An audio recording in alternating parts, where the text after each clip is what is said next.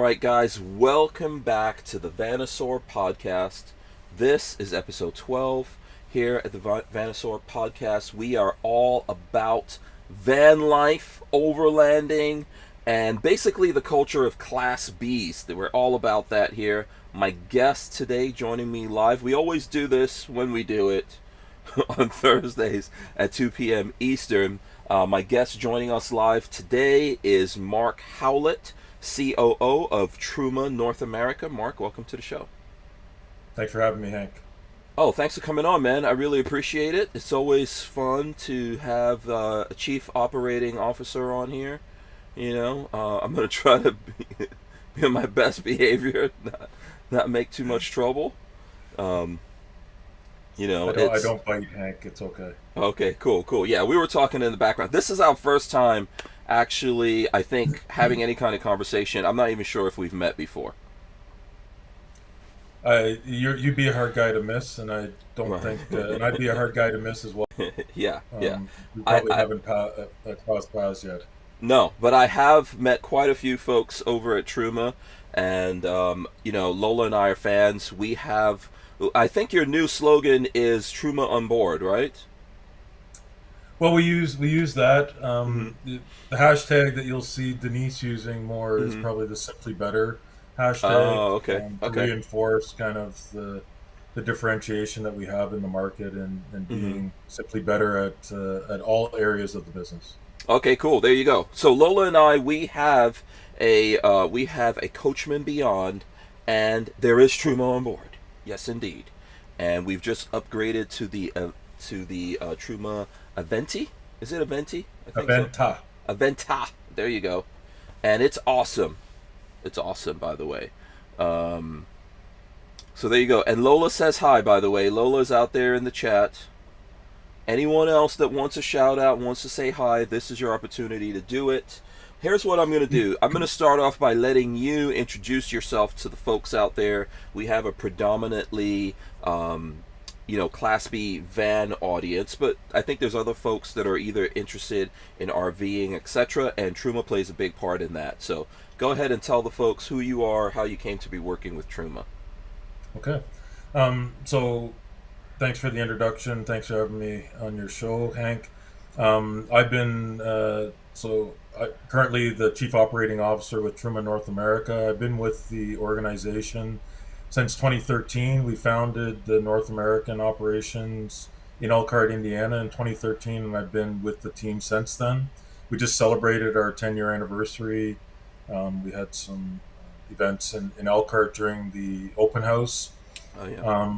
And my role is supporting both on the sales, business development, new product introduction, as well as operational delivery. We have a warehouse and service in Elkhart, as well as surrounding in the lower states.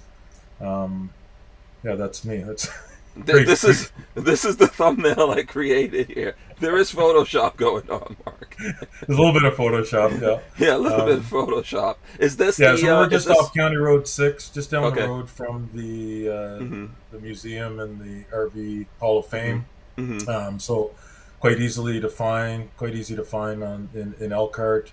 And so like I said, my role is supporting both on the service, but mainly my focus is ensuring that we have the right products for the market and we understand the market needs and where the market is going.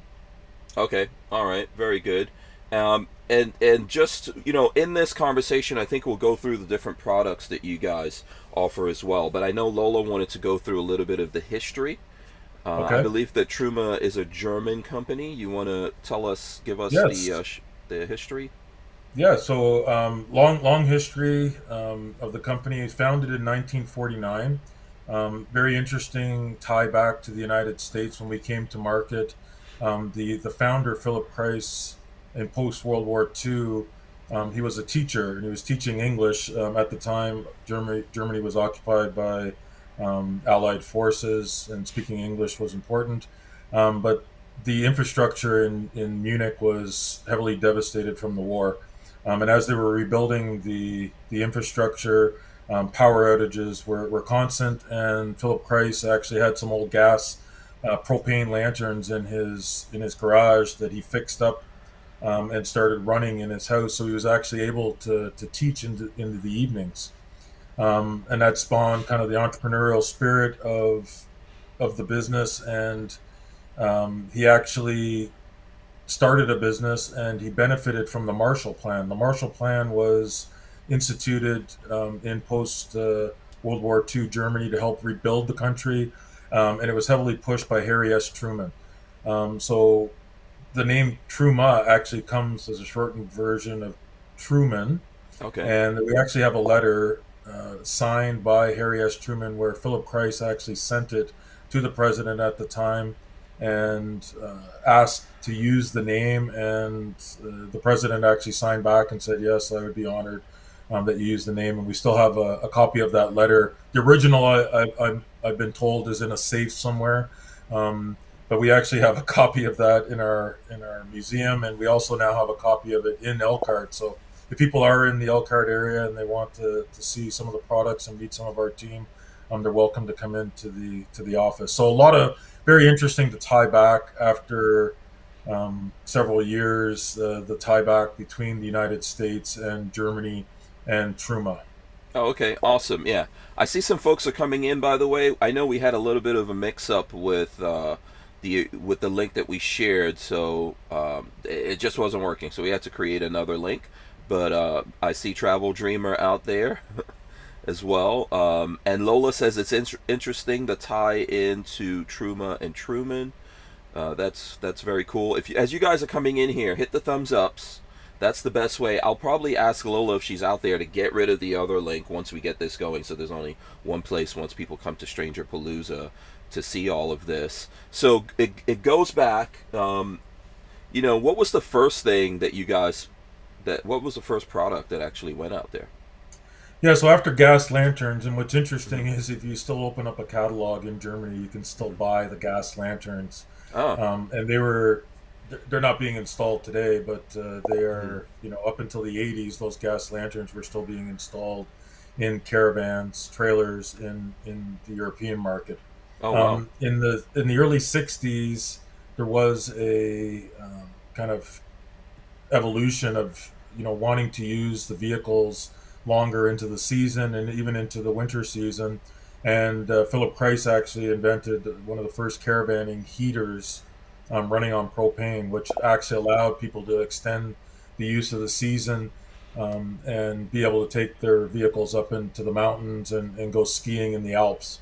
In the Progressing from there, to me, one of the other fundamental changes that Truman introduced was mobile service.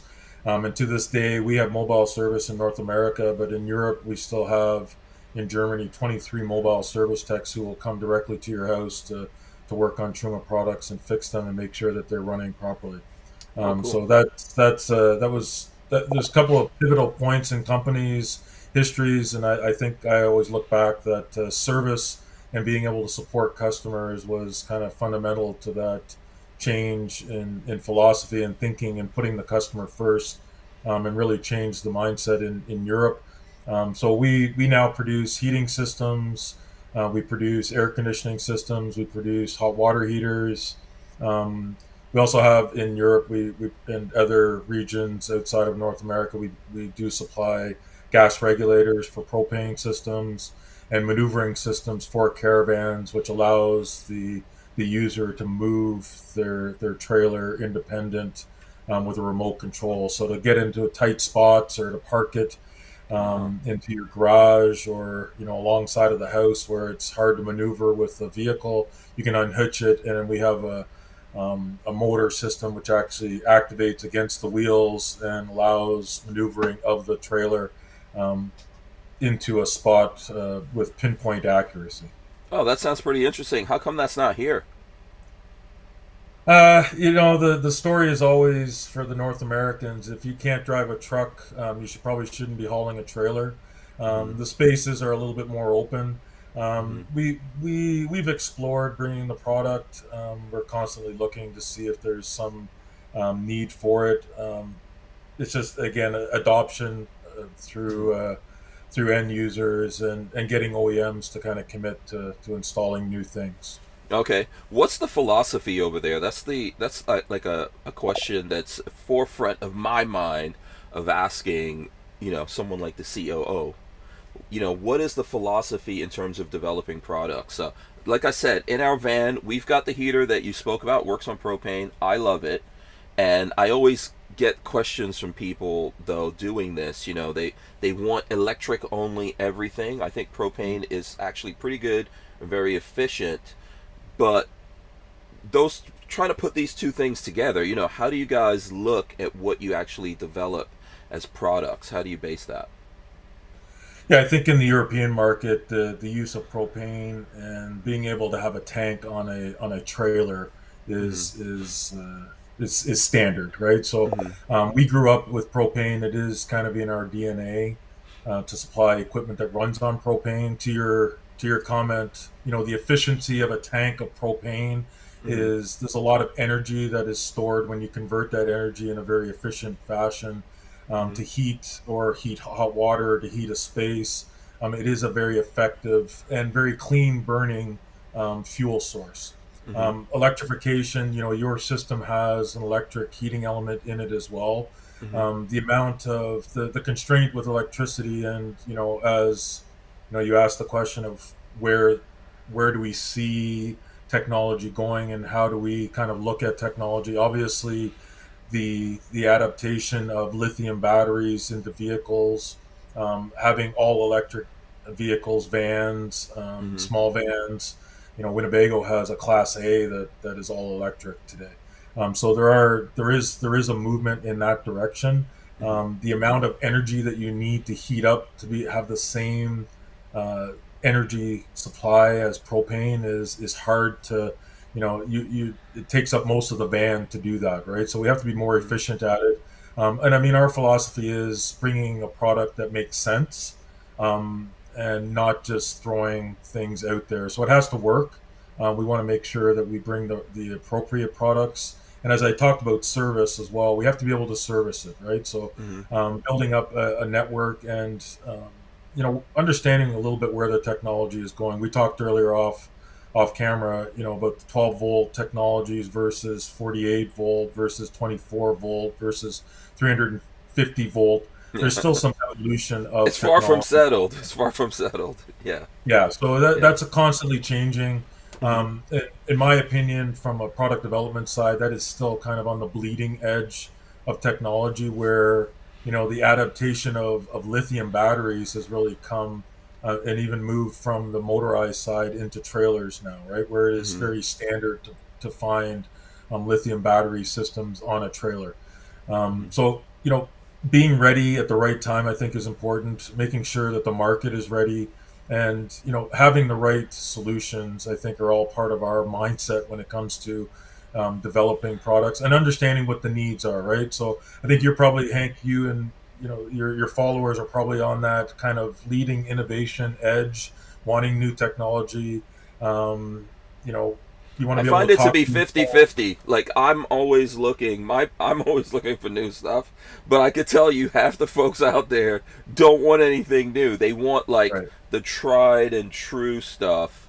That's one of the things I hear. For example, there's a trend I think with half of the RVers out there to go back to switches over the control panels, right? But Yeah, I like the tech. I I'm like the also a tech. fan of redundancy in Mm-hmm. a vehicle, right? Because Mm-hmm. if there's one thing that's going to break in a vehicle, it's probably the computer, Yeah. and it's you can call your IT guy. The first thing he's going to tell you is to reboot it, Mm-hmm. and those things can be a nuisance to the user.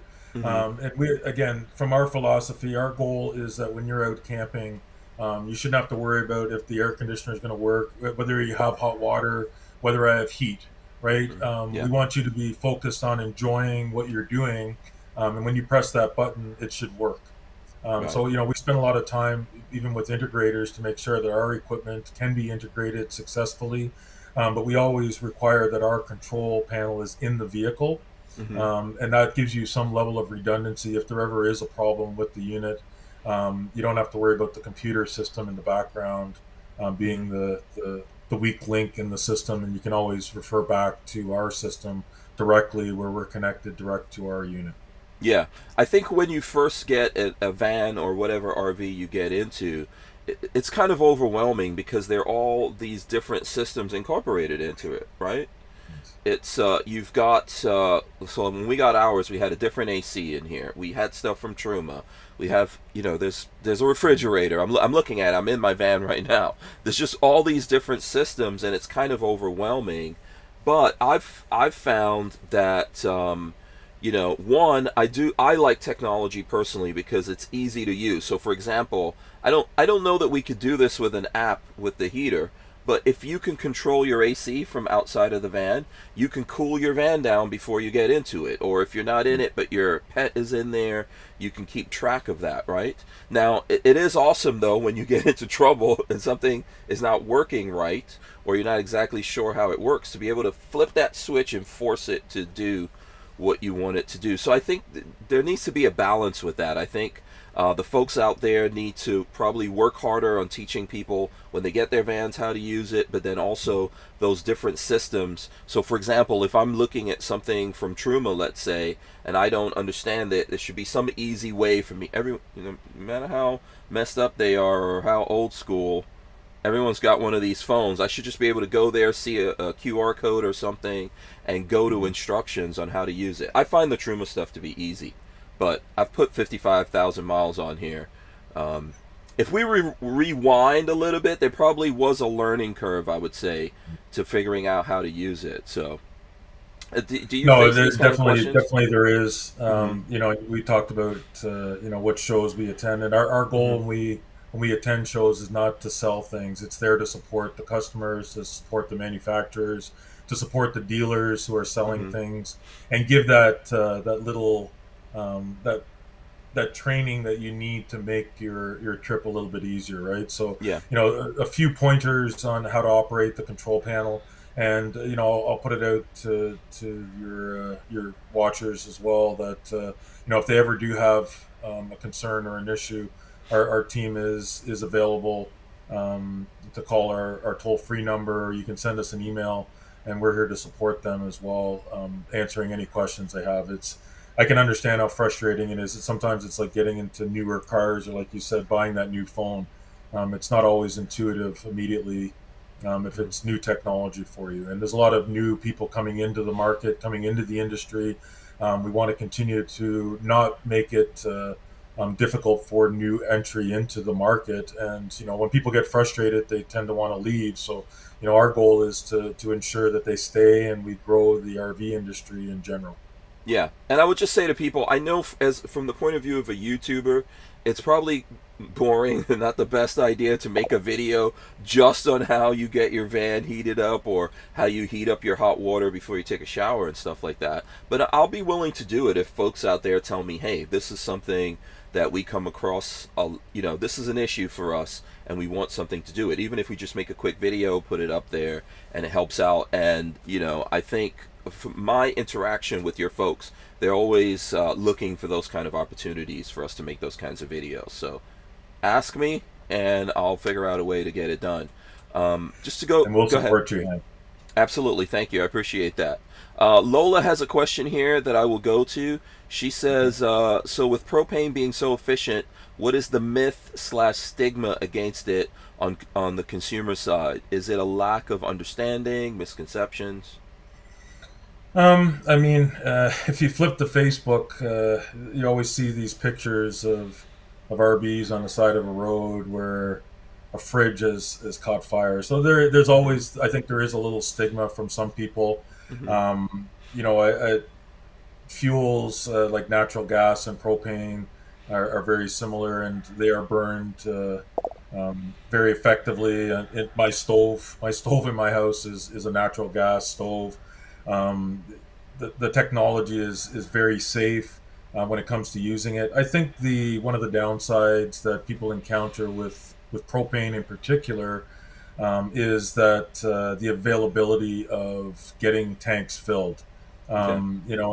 As a traveler, and you've put a lot of miles on your van, you have to somewhat map out where you want to find that energy source, right? And it's not Hmm. like you're going to a gas station and every gas station has a propane refilling tank, right? So Yeah. I think that's part of the issue when it comes to people who are like yourselves, want to travel a lot, and Hmm. then they want to be a miser when it comes to using the propane. I think our system allows you a longer time off grid because the efficiency of our product. So, as you guys might have already heard, Lola and myself are brand ambassadors for Sunshine State RV. And as VanNoisSeurs, I want to take this moment to encourage anyone who is in the market for a Class B van to start their journey with SSRV. Sunshine State RVs specializes in selling Class B vans and B plus RVs. That is the reason why they are the #1 dealer in all of the state of Florida. Number 3 in the whole United States. SSRV will fly you right to their location in Gainesville, Florida. They'll give you a very detailed and thorough walkthrough of your van, and they'll give you a 2-night stay at a local campground so you can get used to your van. If you don't like that, you can actually have hands-free delivery anywhere in the United States of your RV. We bought our Coachman Beyond from Sunshine State RV 2 years ago. And over the past 2 years, we've seen how they treat customers when it comes to warranty side. Their service team is great. Whether you bought it from them or not, every person that comes in there gets the same service and care when it comes to warranty repairs. The same service, attention, and care. And their team does a great job getting you back on the road safely. So if you guys are in the market for a B or B plus van, consider Sunshine State RV. We've got a link in the description that you guys can use to see their current inventory and have someone get in touch with you. I apologize for that, Mark. Not a problem. I should have been watching the countdown. I looked at it earlier. Yeah, I wasn't watching it either. I got caught up in what you're saying. I think you're making a good point here. You know what? I think over the time that we've owned our van and we've traveled all over the country, I've been to places where it's cold and all that, and thankfully we were able to heat up the water and have showers or just heat up the van. I've never really had a big problem finding a place to fill up the propane. I think I've done it at least 3 or 4 times. So I think you're right. Not everywhere has propane, and I think that regions around the country, it's so weird. On the West Coast, in certain places, it's very difficult to find any of these things, and then in other places, other regions, it's very easy. Almost every gas station you go to, or every other gas station has it. Typically, you can find propane at dealerships, so RV dealerships or places that sell RV parts and stuff like that. You can find it at your bigger gas stations, especially the ones that serve truckers and stuff like that. You can find it. I've just never really had a problem. I've never had an empty tank, and I've also found it to be very efficient. I don't know, maybe I'm going to guess right now, maybe I'm doing like 2 tanks a year, but that's just how I spend most of my time in warm places versus cold. But when it's cold, you're going to be happy that you have it. And I think the contrast here is, and I've got batteries here in the van. I've got Battleborn batteries, 540 amp hours in here. And like you said, your system can do just electricity to warm everything up. I can literally see that battery going down when that's happening. So it's great to have to have propane, I think. And of course you could do a mix. I think the solution to that is you can mix the two. Yeah, I would always recommend with our product that you put it in mix if you have available electric, whether you're plugged in on shore power, if you have that energy source on board. I think the other thing I would add as well is, and back to your earlier question of where do we see, and how do we look at technology? We have introduced a diesel powered system. So for and it's something that we've offered in Europe for a long time, and it's available in the 2 OEMs now as an original equipment install. So people are looking for that ability to draw off, the fuel that is already there. Gasoline will come next, so that if you have a gasoline powered vehicle, that the unit can run directly off that local supply. And for those people, some people, I think it's a great question. I've heard of vehicles that don't have any propane on board, and people ask for propane because they like to cook with propane. Right. It is an efficient. It heats up very quickly, and you have to imagine. So the heater that you have in your vehicle is about a 4 kilowatt heating system. If you Okay. run it on electric, it's about 1.8 kilowatts. Hmm. So you know you have twice as much energy coming out of the propane as you do as the electric supply, and Hmm. therefore you will obviously you can heat things up faster when you do it that way. Hmm. You know, I cook with gas at home, and you know it's amazing how much faster things do heat up. But Hmm. again, the energy source is different. Yeah. And in the future, we'll be, you know, going to a single fuel and eventually going, if there is an all electric vehicle. I'm a believer that I believe the future of at least heating for hot water and heat will be some type of hybrid between a fuel source, whether it's a small tank of propane. Hmm. Like you said, you've only filled up 3 times. You're still using it for hot water. Hmm. I know people that who have fifth wheels that use our water heating system, and you know they'll fill up. They went from filling up 10 times a year to filling up 4 times a year when they switched over to our water heater because it was more efficient Yeah. use of energy. Right? Yeah, I think that's a good point you're bringing up, and I would agree with you. I have an electric van. I'm looking at electric stuff. The issue with the electric van, for example, mine, it's really nice, very nice vehicle. It has about 120-mile range on it. So that's good for me running around town, or for the intended purpose of it, for last mile deliveries, for, like electricians, plumbing trucks, etc. I think that works great for that. Mm-hmm. However, for folks traveling, just for that, to not have that range anxiety thing going on, we're gonna need to put in extenders. Now, the problem with when you look at all these things, like we were talking about propane. People think, okay, that's dangerous. Well, when you look at electric, the number one complaint I get from everyone is that the batteries are dangerous. Like, oh, those electric cars are always on fire. Technically, they don't go on fire any more than any other vehicles, but this is a fear that we all have as human beings. But if you're in a gasoline powered car, it could go on fire. Diesel, and obviously, I prefer small government, but the government is here looking at all these things, right? So propane tanks are regulated. They're incredibly safe.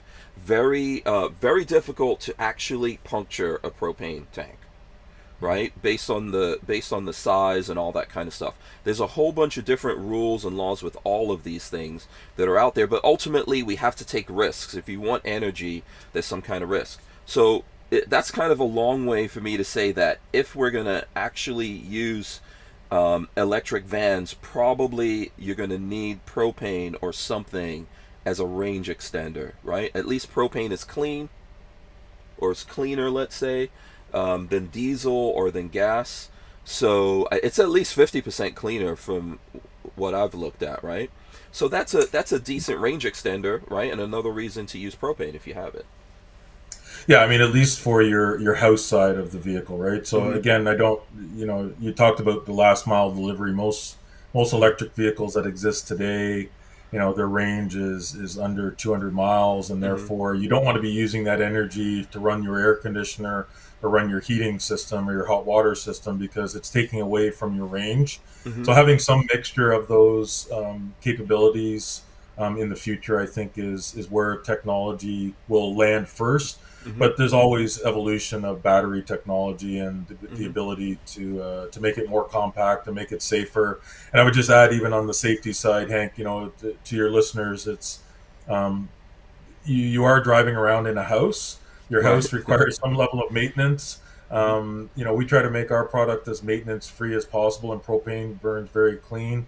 Hmm. But you know, there are other things that you have to take care of inside the vehicle, and that's, you know, you talked earlier about, you know, when you know, having the vehicle for a couple of days from your local dealer that you purchased your vehicle. Those Hmm. things are important to understand the technology and understand, you know, what do you need to take care of, right? If you don't take care of it, it can always fail. And typically, some of those issues that you hear about or read about are maintenance related. Yeah. Anything out there is dangerous if you don't know what you're dealing with.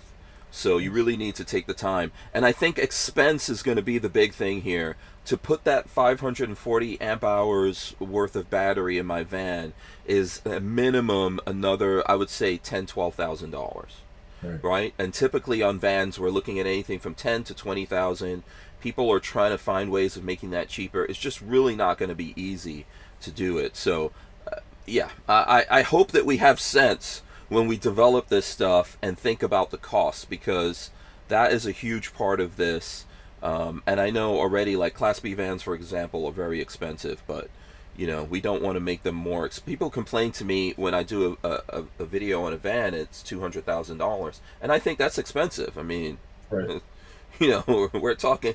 You could probably buy a plane, and fly around for that kind of money. I would like to see it get, more affordable as well. So, yeah, we really do need to think about that. Okay, so Travel Dreamer has. I could talk about this forever, but Travel Dreamer has a question here, or a comment. He says, with panels, some of them don't have enough contrast or type size for the visually impaired. So I think he's talking about, your control panels, the smart Right. stuff that's in the vans. Yeah. Well, there is the ability to increase The brightness. with me. Yeah, There is contrast. some options there to increase the contrast. Mm-hmm. I mean, again, for the future, we're looking at Mm-hmm. new technology to replace our current panels, move them to a Mm-hmm. touch panel, add some of those capabilities where you would have near field or far field Mm-hmm. capabilities in the future as well. Yeah. That's where technology is today, and we want to start bringing that technology to the market here in North America. So we're looking at some improvements. My goal would hopefully be late next year that you'll start to see some of that newer technology, which should alleviate some of those issues for people relative to the interface and the HMI. Okay. I think one of the things here, it's almost. Have you ever had the conversation with anyone about iPhone versus Android? It's a good way to start a fight. No, And I I'm a. try to avoid those things. As soon as you say versus, it creates Yeah. confrontation. Yes, exactly, exactly. I'm an iPhone guy, but I've got lots of friends out there that are Android. But this is the issue, right? With Android, for example, you have all these different phones that could be made. So I don't know, there's probably 1,000 different phones you can have with Android, and that software's got to run that. With Apple, they have a closed garden system, right? Um, you know, there's just one set of hardware that's going out there, and they know exactly what's in it and how it works. So to get all those things to work together is just easier. Now, when you're talking about the RV world, everyone's making vans in all kinds of different ways and putting different combinations of things in there. I would say that, and I'm not just saying this to you because you're here, I would say when I look at vans, the most common thing that I see, or when I look at any kind of RVs, is there's some kind of Truma on board that thing. That's why that sticks in my head. There's something from Truma in there, right? So I think to get all of this stuff worked out, we're just really going to have to figure out, where do we make things universal? Do you think that's possible? Do you see a future of that in the RV world? Just on that point, there's a lot of connected vehicles now. Mm-hmm. We talked about, integrators and having a control Mm-hmm. panel to turn your lights on and see your Mm-hmm. water levels. And Mm-hmm. all of that is typically running through a bus system, the CAN bus system, and Mm-hmm. the RV industry. And I sit on the committee for the RVC Okay. committee, which is the RV CAN version of the system, which allows communication between component and the computers to make sure that everything runs efficiently, sending signals, Mm-hmm. between your phone and the technology of Bluetooth and far field with Wi-Fi connections. Mm-hmm. There are committees as part of the industry, the RVIA, or the Recreational Vehicle Industry Association, where we work together both as suppliers and as manufacturers to develop standards and best practices to use. So there is a movement there, Hank, to help support that, and those technology evolutions, as they continue to make it a little bit easier for new technology to be integrated into new vehicles. Okay. All right. The next time you see those guys, can you get them to like bring it down to one thing? I'll get confused between amp hours, for example. Like I said, 540 amp hours and watts, right? Right. Or watts per Yes. hour. And I think that probably watts per hour is better. But you've got to figure out how to Yeah, I sort mean that that's one out. that's the that's a totally different topic on Yeah. electricity and talking about how we measure solar power coming in and hmm amp hours of batteries and how much draw is on your air hmm conditioner hmm versus your water heater, for instance. So hmm um, I hear you as well, and as a guy that's kind of in the in the industry, it's somewhat difficult sometimes to compare things and talk about one product versus another. And I hmm think, to your point, being having some common language out in the industry would be helpful for the consumers as well. Yeah. Yeah, I think the technology is changing so fast, and there's just so many different options out there. So it's good to know that someone's out there thinking about it, and we're moving in that direction. I think there's definitely a lot of confusion. One of the things I wanted to talking about like developing products, right? Hmm. Um, do you think I know it's a German company, right? Germans tend to over-engineer stuff, right? Do you think that's like part of the equation of what's going on here? Because I'm personally a fan of what you guys are making, but I see so many other things. I'm like, man, when's Truma gonna do this thing? When are they gonna do this? Like we're talking about batteries, for example, and I don't want to get in any trouble of like what you guys are developing, but do you guys think about jumping into this? No, I mean anything that touches our systems hmm is important for us. hmm Like I said, we in Europe and in other parts of the world, we do provide gas regulators, gas hoses, hmm systems that help control the supply of that energy. Um, as we continue to evolve, I mean, our history has been in the heating, cooling, and the hmm comfort areas of the vehicle and the caravan and the motorhome. hmm But as things evolve, we're always looking at where the needs are and can we add value. So I think it's important for us to make sure that if it's just going to be some type of commodity hmm supply, solar panels. I can go to the hardware store and buy solar panels today. So it has to be somewhat innovation and technology development for us that kind of goes beyond what I can buy at the hardware store for us. So we're constantly looking at those levels of technology, Hank. And our primary focus coming to North America was to first focus on being able to supply technology that, when we came to market, you could buy a $600,000 Class A, or you could buy a $10,000 pop-up trailer, and they both had the same water heater on them. hmm So being able to add a different level of innovation and technology to the market, making things more efficient, making things more compact. The combi, you see a lot of B vans. The reason that the combi is kind of a staple in that marketplace is due to the fact of its compact size and its Space. efficiency, right? Yeah. So that is something that is somewhat driven by our European heritage. Europeans require things to be compact and efficient, right? And Right. the other thing is longevity of the product, right? So it has to last a long time because the Europeans only want to buy it once. That's a good They're not philosophy. so they're not so consumer driven as Right. as North Americans are, right? Yeah, I think that's a good point right there that you made. I hear that question or that comment all the time from folks out there. When is the American stuff going to get more like the European stuff? Especially we were just talking about the price of these things. And I would agree with that philosophy. I don't want to buy a van or any RV every year or every 2 years. These things are ridiculous. They're literally mortgages that folks are taking out, or Yep. if you've got the cash for that, maybe if you retired or something, that's a big chunk of your retirement. When Right. do you think that's going to happen, that here in America we get away from trading out of these things every year for a few years? I'd I'd love to have predictions of the market, Hank, and if you can figure that out, I'll hire you tomorrow, and you can come work with my team to figure out where things are going and where prices are going. Mhm. I think there is obviously, when you're like anything, when you produce at a lower volume level, Mhm. prices are going to be higher. You don't have that same leverage of a supply chain that is buying thousands and thousands of pieces, or Mhm. hundreds of thousands. I mean, the RV industry will produce around 300,000 units this year.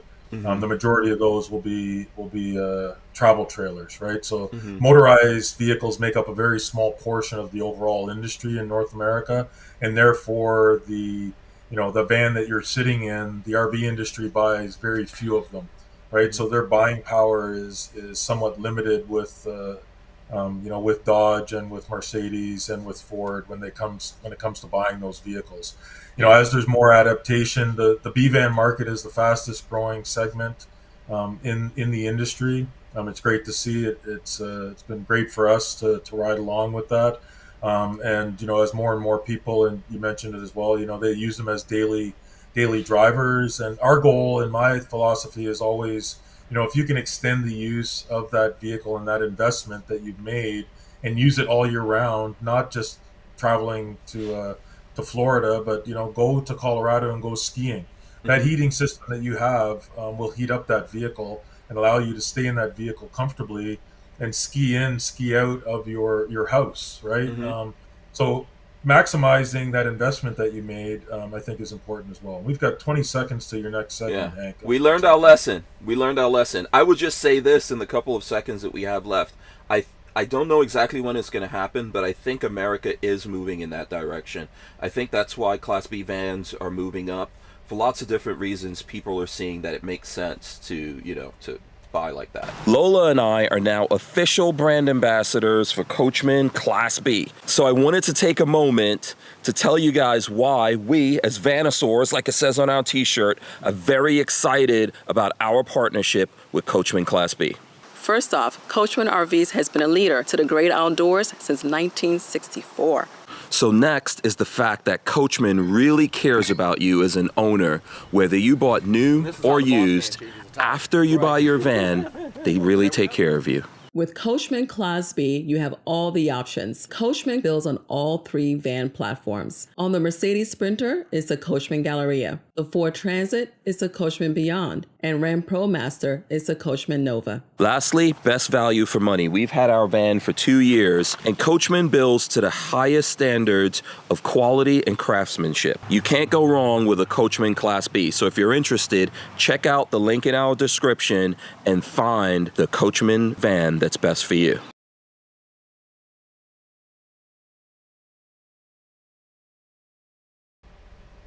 All right, we're back. Yeah, see, we're getting better.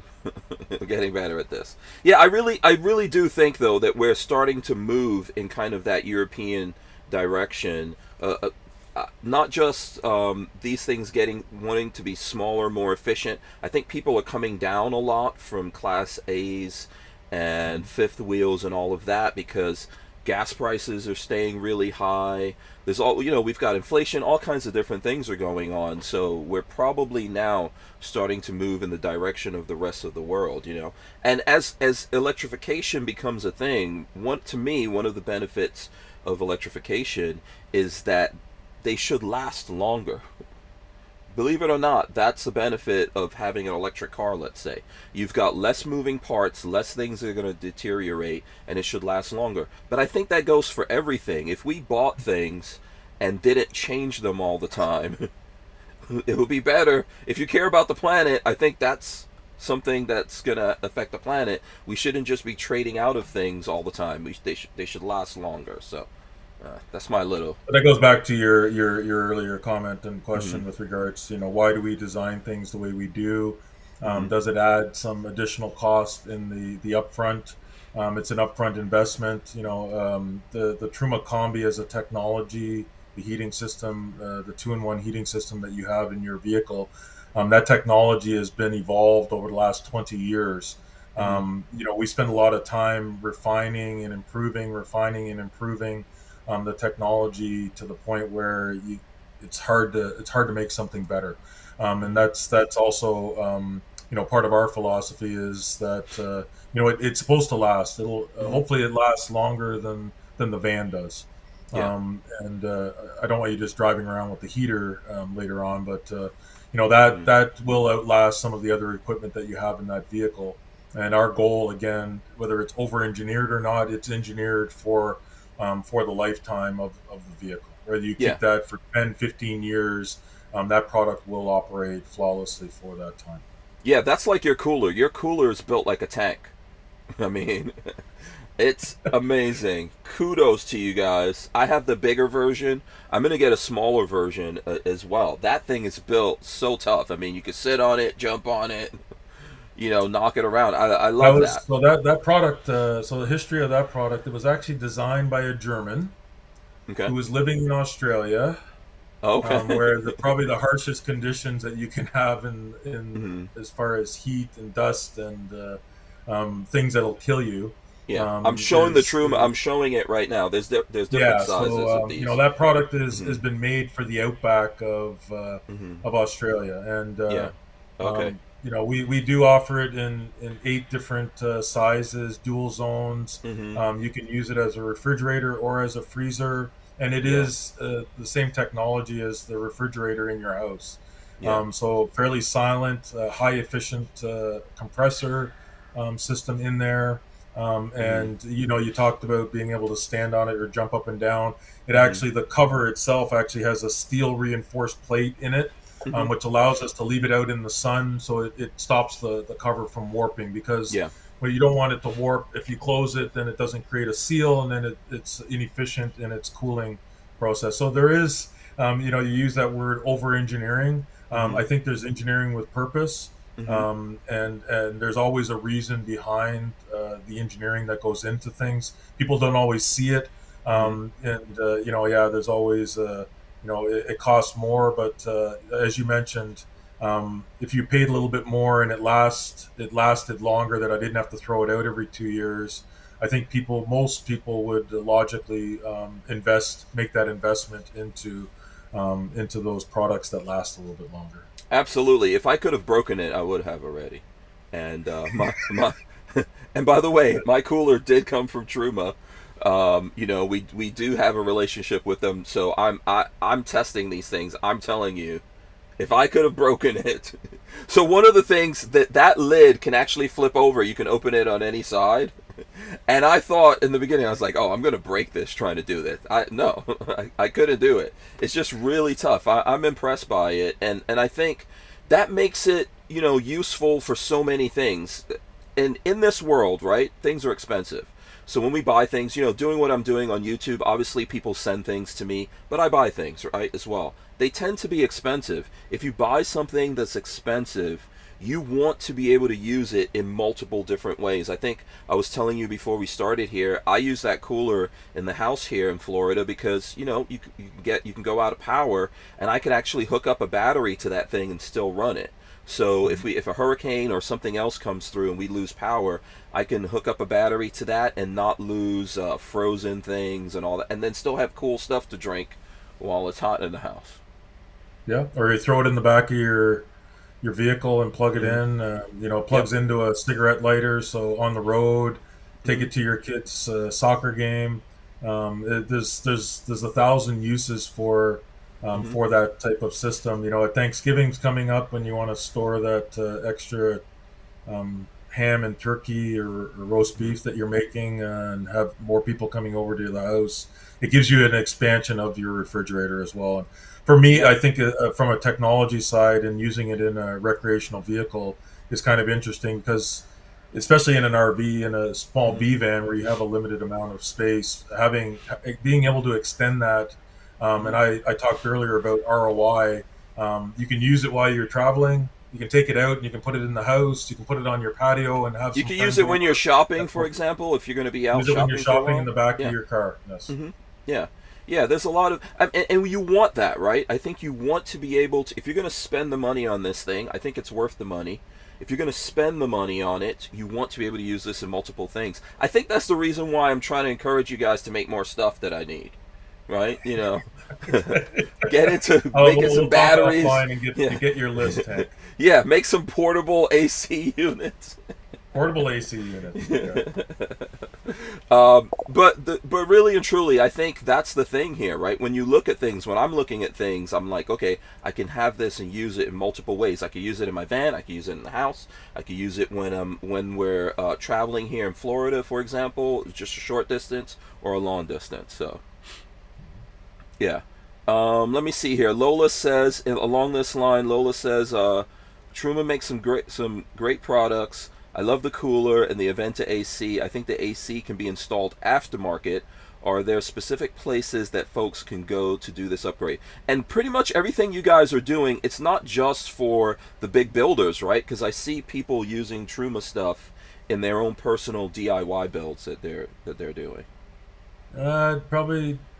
I don't know what you've seen in the Mm-hmm. DIY. So typically, we try to, and we talked earlier about some of the stigmas around things, and Mm-hmm. we are very cautious as far as our supply of products. We Mm-hmm. want to ensure that it is installed properly. You talked earlier about it takes a little bit sometimes to understand the product, and it's not immediately intuitive in certain cases, and there are some technology things that we have in our products that it needs to be installed correctly. So we do offer water heating systems as an aftermarket install through our dealer network, as well Mm-hmm. as our mobile service teams. They're actually located in. We have one in Florida where we have a brick and mortar in Lakeland. And we have two service technicians there that can support you. We have a guy in Florida, in Arizona, as well as in Texas, and we have our facility in Elkhart, Indiana, where we have two service bays where we can support customers with retrofits of both the air conditioning system and a water heater right now at this time. The combi heater is a little bit more complicated because it's a two-in-one system. Mm-hmm. Because it has a ducting system, it complicates doing a retrofit. Mm-hmm. And if we're working with an upfitter or a DIY, it's probably somebody that has come to us where we're working directly with them to support them in Okay. building out that unit with our technicians to ensure that it is installed properly. So it is critical for us to ensure proper installation. And you talked about all those systems in the vehicle, making sure that the systems and part of our, you showed a video of Nick Riccio there. Um, you Mm-hmm. know, my team is on the ground constantly at the OEMs, ensuring and auditing the installations once a decision has been made, but also in the prototyping of new vehicles to ensure that all the systems work together. Right, we have a heating system and a hot water system that uses both 120 volt, 12 volt, and propane. There's a lot of different systems that have to work together in the vehicle, and then it has to go to a control panel, and sometimes that control panel is connected to a third control panel. Our goal is, and as I mentioned earlier, is to make sure that you have a carefree um, camping experience, and it Mm-hmm. starts with making sure that it's installed properly right from the beginning. Okay, that's a good point to make then. In the DIY stuff, so for people who are building their own vans, you guys are okay with that, but they need to come to your installers for that, right? It would be very Yeah. unique, Hank, for us Okay. to do that as far as Okay. a DIY. Mhm. We're constantly been asked. We've been in the market Mhm. now for 10 years. Mhm. We're always exploring opportunities. We have done some Mhm. work with upfitters that are Mhm. building vans or that people take their vans to. A Mhm. direct to a consumer. It's also important that I have the right proper level of service Mhm. to support not only customers buying OEM equipment, but you can imagine the additional strain that would put on a call center if everyone wanted to install something and they don't. It's if it's German technology and it's not foreign, it's somewhat foreign to them. The questions that they would go through, and when there's a problem, the amount of effort. So we want to scale Okay. our business appropriately as well to make sure that Mhm. we can support and we don't want disgruntled customers, and that is always our number one focus. We want to be customer centric, and that means sometimes that we don't do things that people would rather that we would do, right? So, Okay, so like you're saying supplying like parts if the directly. person built their van themselves and you guys are not sure of what all the different components are, that's not really something you want to get involved in. But let's say, because I guess the reason why I'm saying that, so for example, like the Coachman Beyond, that's been a very popular thing for folks to do to upgrade. I had the Coleman AC in my van, which to me Yep. was great. I think your AC is a lot better. I had that Thank you. installed by professionals, but I know there are a lot of people doing it, but they have to go through either some professional place or someone that you guys authorize, right? Or Yeah, so we your spend a own. lot of time Okay. training. We spend a lot of Hmm. time training dealers, upfitters, and Hmm. OEMs to ensure that things are installed properly. We have certain Hmm. requirements. Hmm. You know, I still hear, you know, Hmm. there's a lot of Gen Xers out there that say, you know, um, uh, I've been installing things and fixing my RV for 20 years. I can do it myself, Hmm. type thing, and that's fine. That's great, but Hmm. we're not in the market to immediately support that. And we again, you know, especially when you're dealing with fumes, and I saw somebody pop up Yeah, that's what on there Vanessa with Kitty was fumes and saying. things like Yeah, that. exhaust There fumes are must be. safety rules. There are Hmm. safety rules that that Hmm. come into play. Hmm. That you know, Yeah, exhaust fumes must be away from the source. Yeah. So yeah. there are rules and regulations that we have to follow, that the manufacturers need to follow with regards to the Hmm. National Fire Protection Association. The NFPA 1192 is the standard that the RVIA industry Hmm. uses. That is the guideline that we use to ensure things are installed properly and safe. Okay. So again, we would rather err on the side of safety. We talked about that stigma of things being safe, and Hmm. our default position is always we would rather be safe than having a disgruntled DIY person that wants to get something. Like your vehicle, though, where you have an existing OEM vehicle where we're swapping out an air conditioner, we obviously work with Coachman as a customer of ours, Hmm. and we understand what it takes to install that air conditioner. Hmm. Our next step, obviously, Coachman is doing that work, but our next step is to train dealers and upfitters in the capability to do that, so that you have original equipment installs. Right? Yeah. There's still some things that need to be done to make sure that that equipment fits properly on the vehicle and it doesn't fly off when you're doing 80 miles Yeah. down the highway. Yeah, remember the liabilities here. And if things go wrong, obviously And I don't want to go to lawyers. jail, Hank. Yeah, lawyers know how to find you. They're really good at that. So that what the question that brings up here for me is, you know, there are some things. So for example, I could buy the cooler and just put it in any van that I have, right? So there are some things you guys are developing like that. Are you thinking about doing more of those kinds of development? So let's say I wanted to heat up water, but I'm building my own thing, maybe something self-contained I buy from you, and that that has everything that I can hook up, shower, and do what I need to do. Yeah, I mean, there's always ideas out there Mhm. of Mhm. technology that we could bring to market.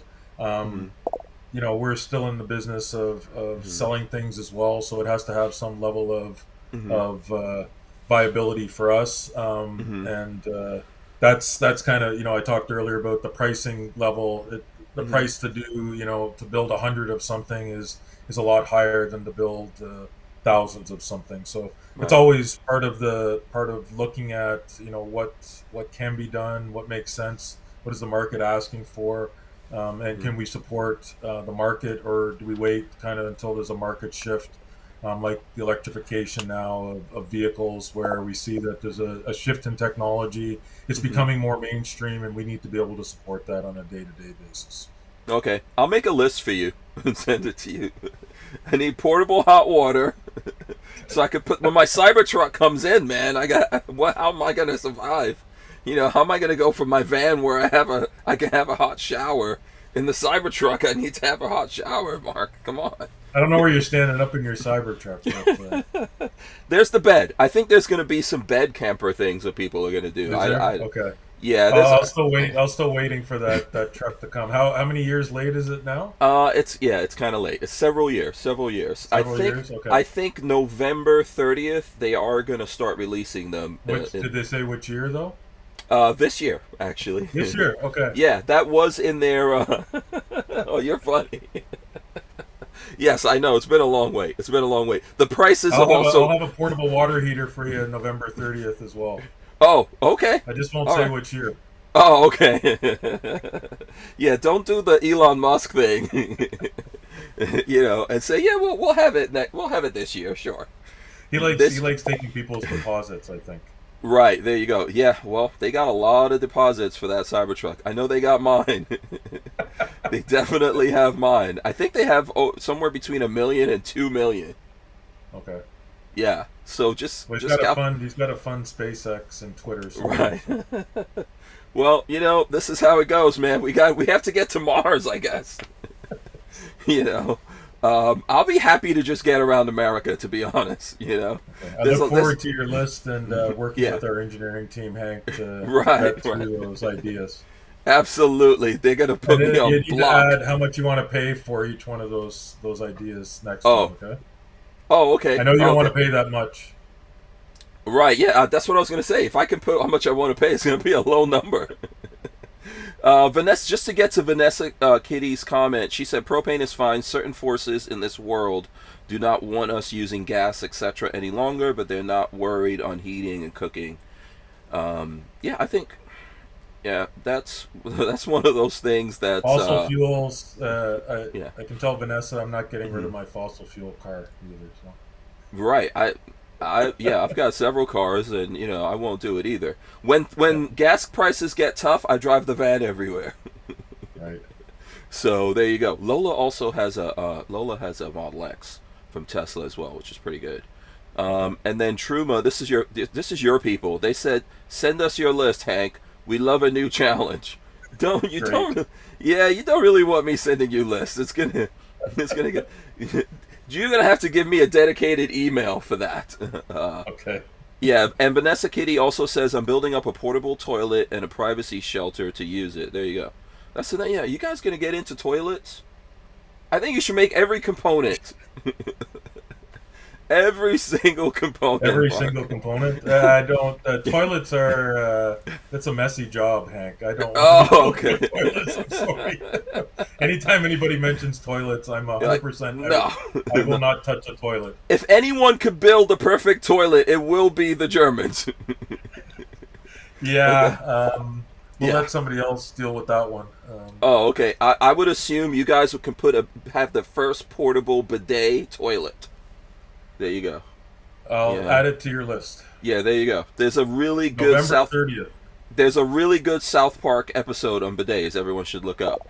And we're going to have to carry this over, but Lola says, what's Truma's partnership with Alde US? Okay, there's 10 seconds. There's 10 seconds. Yeah. 10 seconds. Alde is part of the Truma family, is part of the Truma group.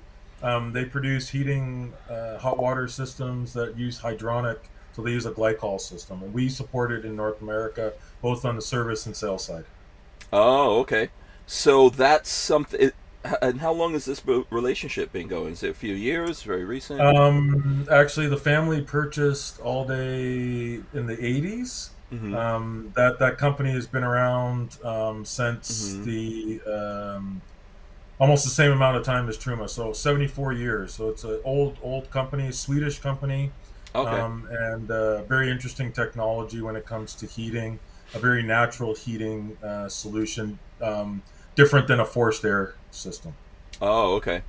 Very common in Europe to use hydronic or radiant heat, not as normal in North America, unless you've got some multi-million-dollar house, but more people are familiar with forced air systems in North America. But if you're looking for the ultimate heating solution, then you typically you want to get into a radiant heat. Okay. Yeah, I'll. So, and what do you have that in any vehicles that are out there? RV wise? Yeah. So Airstream uses it in their high-end classic trailer, and New Camp, who builds the tab trailers, they're the largest producer of. What's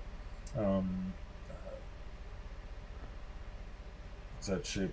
Can't think of the name right now.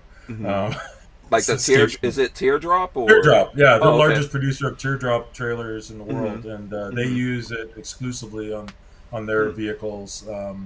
Again, it does provide a different type of heating solution, and it also is a 2-in-1 system where it offers both heat and hot water. Oh, okay.